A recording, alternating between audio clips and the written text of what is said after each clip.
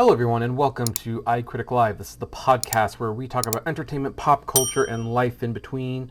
I'm your host, Kevin T. Rodriguez, film critic of iCritic.net, and thank you so much for spending a few minutes of your time with me today. And boy, did we have a busy week on this podcast. We interviewed Jason Sudeikis, who is the new owner and CEO of Animago, a very classic, very old school anime company that I look forward to seeing what he does with in the future. We do have the famous J.K. Rowling Patreon member exclusive podcast that will go up Wednesday. It will finally go up Wednesday. So if you're not a Patreon member and you want to hear my thoughts on that, well, we will be doing it there. Also, we uploaded a new video about why Disney is closing the Disney Movie Club service. Spoiler alert, I don't necessarily agree with that, but what are you going to do? It's a new future. And so it's been like a very busy week, and I can't believe like how busy it is. Oh, and yeah, and just to let you know, we did have Warner Brother Discovery's earnings report today, but unlike previous reports had stated that they were going to take the moment to announce that Coyote versus Acme is scrapped and it's officially being written down as a tax write-off. No word was mentioned about that. So look, if you're fighting the fight to see Coyote versus Acme, continue to retweet the hashtag release Coyote versus Acme. Continue to write letters to Warner Brothers Discovery offices. Continue to call the company and express that you want to see this movie released. By the way, be nice with all of this. If you start getting mean and stuff, David Zaslav is a very petty man from what I can understand. And if you start like sending him letters, calling him, an evil German dictator or something like that, well, guess what? That's not going to make him listen. That's not going to make anyone listen. So be as nice as you can. But today we're going to kind of wade into a little bit of YouTube drama. It's something I don't normally talk about, but I kind of want to put some perspective because, most of the time when there's drama, there's like a huge fallout and people think, oh, the career is over and things like that. And this is a case where that's not the case. So I don't know how many of you are familiar with a YouTube channel called The Completionist. And the main host and presenter of the channel is Gerard. And the whole concept of The Completionist is that Gerard completes games 100%. He gets all the trophies, he gets all the achievements, he does everything in the game. And at the end, he gives it a rating where donate it is the worst you could do. It's like, just donate the game, it's not worth playing.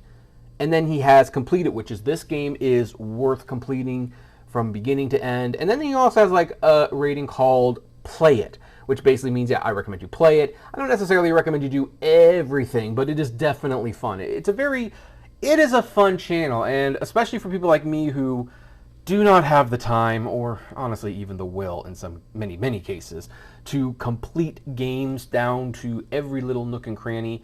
I have loved watching this channel. It's very informative, it's very entertaining, and he makes for a great host. Now, he was running a charity for a while where they were raising money for dementia because his mom died from dementia, and so he wanted to pay money to contribute. And then some other YouTubers looked into it and found that the money that was being raised was not being donated to that said cause. Now, I don't think it was being spent illicitly as far as I can tell. They were just sitting on it for whatever reason. And I'm not a lawyer, I'm not a tax attorney. I do my own taxes. I'm very confident in my ability to do my own taxes. I don't know if this is illegal or whatever, but, well, it got a lot of discussion talking. Now, as a result of that, he did lose some subscribers. He donated the money. He made a statement that they were ready to be audited, that they had done nothing legally wrong. Maybe that doesn't mean you didn't do anything morally wrong, of course, but according to him, he didn't do anything legally wrong, and people felt his career would be over. And what happens later, well, he kind of took like a month or so off, like, I would say a couple months actually, now that I think about it.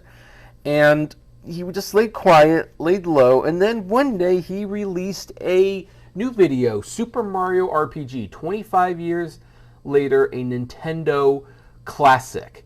And it was the same format that he had pretty much been doing the entire time. Now, there were a couple little changes to the visuals in terms of the thumbnail. Like, they used to put Gerard and beards on the characters on the thumbnails because that's his trademark, his beard.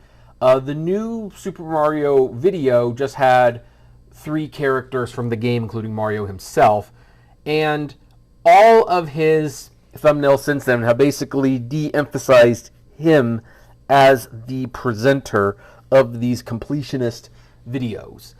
And when that video came out, and basically Gerard, at the beginning, admittedly, he said, I know it's going to take a long time to earn back your trust. I'm willing to do it. Let's continue with the episode. And then he just makes an episode like he normally would. There were tons of YouTubers, the guy who originally exposed him, Review Tech USA, that were like, how dare he come back to making YouTube videos as if absolutely nothing had happened. How dare he do that?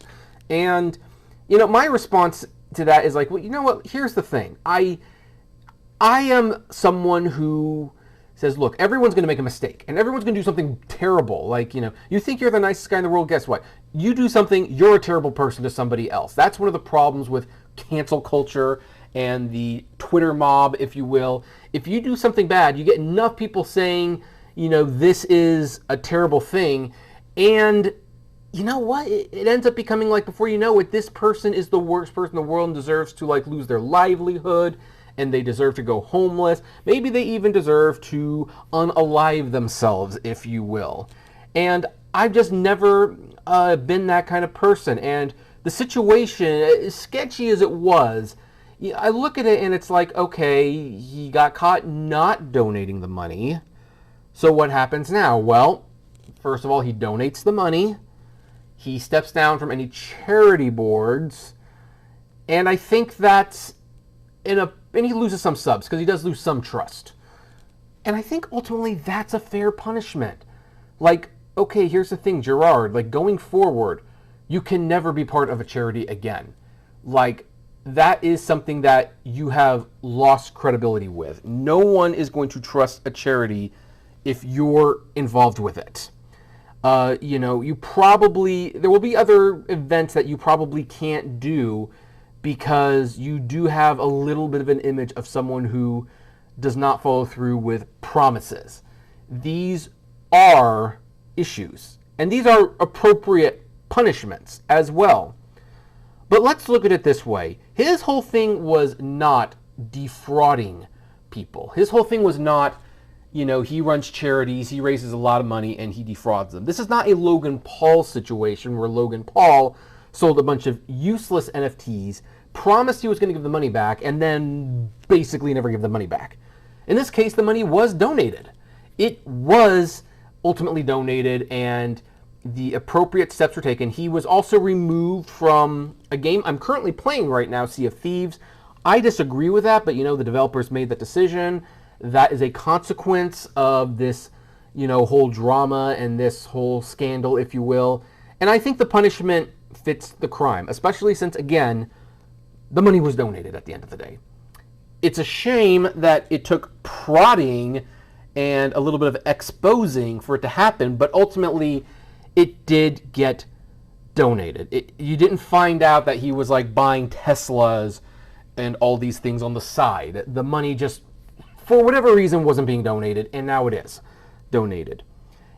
And since he's not known for his charity work, he's known for completing video games and doing video essays on video game history and where the companies are now and interviews and stuff. That was his bread and butter. So it made sense that he would go back to doing that. Now, people are saying, well, can he go back to that? Can he, make things great again? And the thing is, it appears that while there is a hit, for sure, on his channel, he is probably going to ultimately be fine. Now, his videos average between 100 to 300,000 views per video on average in the past. Sometimes they would be about 50 to 75,000, depending if the game wasn't that popular or something like that.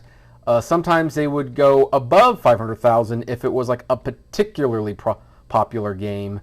And then he would do some crazy things like him buying every single Nintendo Wii U and 3DS game before the eShop closed. That got over 1 million views. So he's kind of all over the place. It just depends on the topic, the game, whatever. And so I decided to look at his video numbers since he quote-unquote came back. And he's been releasing content on a fairly regular basis. And here's the thing. There does seem on the surface to be a dip in viewers. But at the same time, there's a lot of suggestion that it is not going to be as extreme as people think.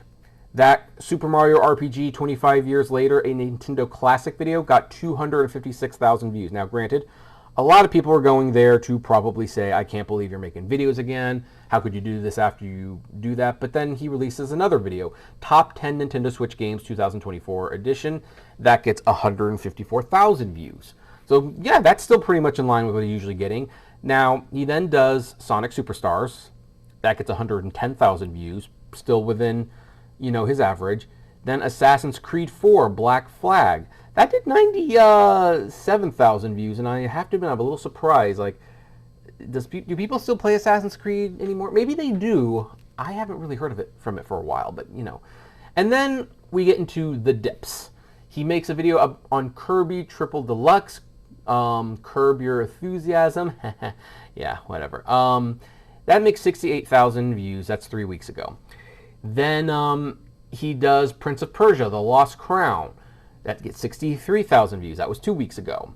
Top 10 3D platformers, 70,000 views, 12 days ago. And Resident Evil 7, which gets 50,000 views. So, okay, they're trending a little downward. At the same time, videos in his past have gotten this much average.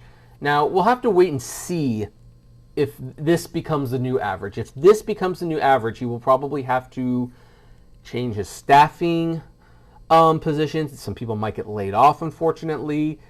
He might have to redo how he does business. But the bottom line is he seems to be doing fine in the views because nobody makes videos like he does. Like, there's no completionist alternative to someone who's trying to complete the games and all that jazz. Like, this is all him.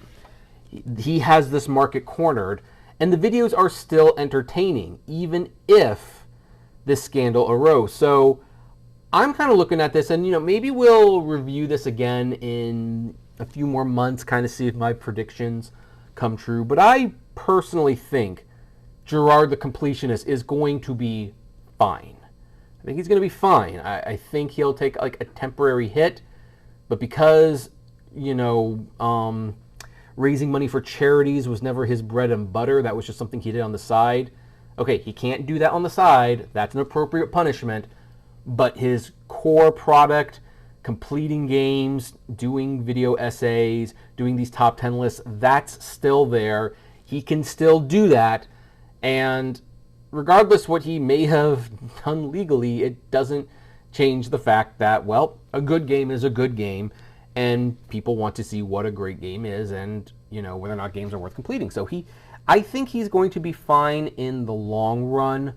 We will have to wait and see, but I think that compared to other YouTube controversies that I have seen and I have discussed, I think this one's kind of minor, all things considered, if only because I'm having a hard time pinpointing who was truly harmed except for a little bit of trust. Really, I think Gerard was the one who got hurt the most in this because, again, money's donated. He probably can't be on charity events anymore. But at the end of the day, well, he kind of did that to himself. But otherwise, I don't think anything was stolen. So Anyway, we'll have to see. That is going to be the end of this discussion. If you are listening to this podcast on YouTube, I'd like to know what your thoughts are, so you can comment below and like, favorite, share, subscribe. And hey, if you're listening to this on podcast form and you have not yet subscribed to the show, this is your first time, welcome. So glad to have you here. But hey, let's make it official. You can subscribe to our show on Spotify, Apple, Deezer, Google Podcasts, whatever podcasting services out there. And as always, everyone, have a great day, and I will see you later.